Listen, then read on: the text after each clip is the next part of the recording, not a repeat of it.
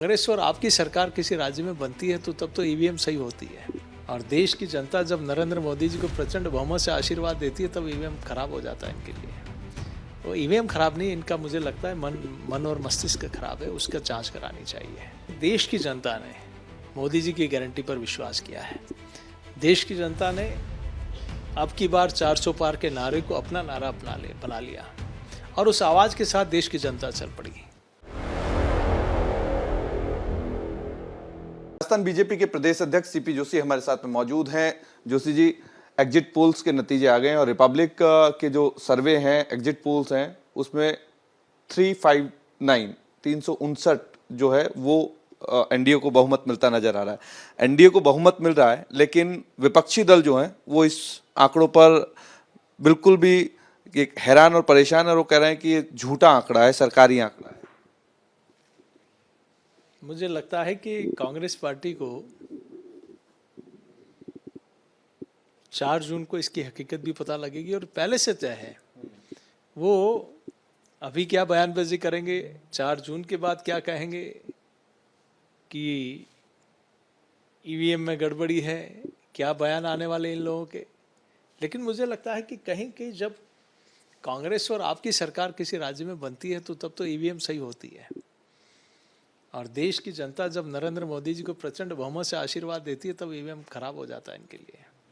वो ईवीएम खराब नहीं, इनका मुझे लगता है मन और मस्तिष्क खराब है, उसका जांच करानी चाहिए। जिस वक्त चुनाव चल रहा था उस वक्त एक परसेप्शन तैयार हो रहा था कि उत्तर भारत में बीजेपी की सीटें कम होंगी, एनडीए की सीटें कम होंगी और दक्षिण भारत में बढ़ेंगी। लेकिन जब चीजें सामने आई हैं, एग्जिट पोल सर्वे सामने आए हैं, तो दक्षिण में तो बढ़ती हुई नजर आ रही है, उत्तर भारत में भी सीटें जो हैं वो बहुत ज्यादा कम नहीं हो रही, नुकसान बीजेपी को नहीं हो रहा है। देखिए, मुझे लगता है कि देश की जनता ने मोदी जी की गारंटी पर विश्वास किया है।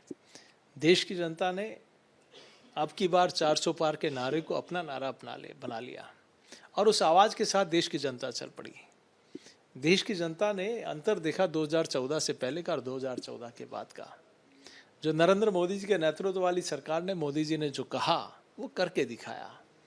और ये 60 साल में जो कांग्रेस पार्टी के लोगों से मैं कहूँगा कि आपने भी इस देश में शासन किया, आपने कई नारे वादे दिए।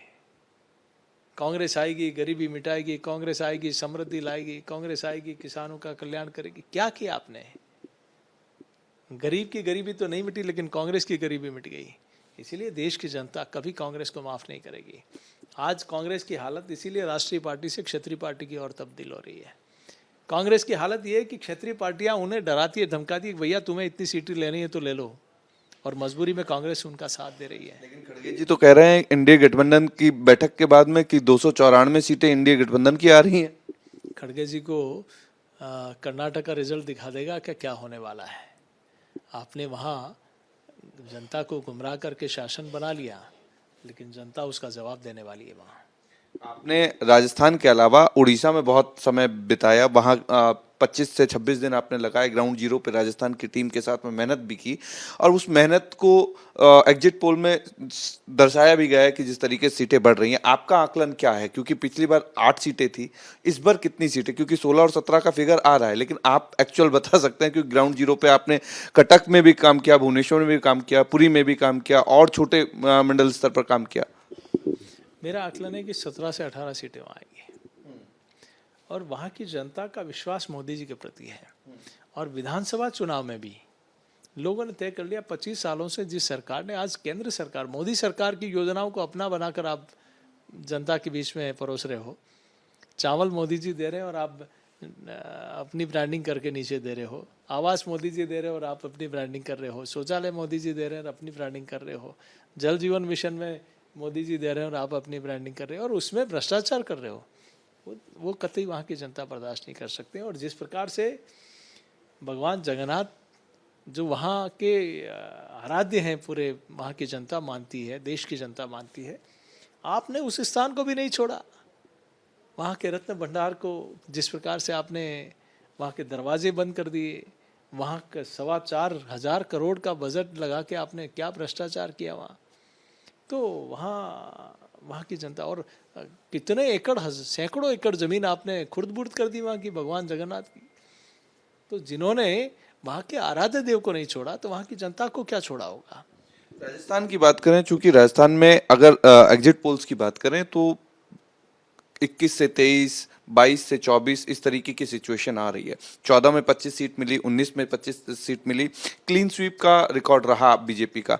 इस बार क्या रहने वाला है, क्योंकि आपसे बेहतर समझ नहीं सकता, क्योंकि कमान आपके हाथों में। देखिए, राजस्थान की जनता ने विधानसभा चुनाव में भी मोदी जी की गारंटी पर विश्वास किया और प्रचंड बहुमत भाजपा को दिया और भारतीय जनता पार्टी की सरकार बनी।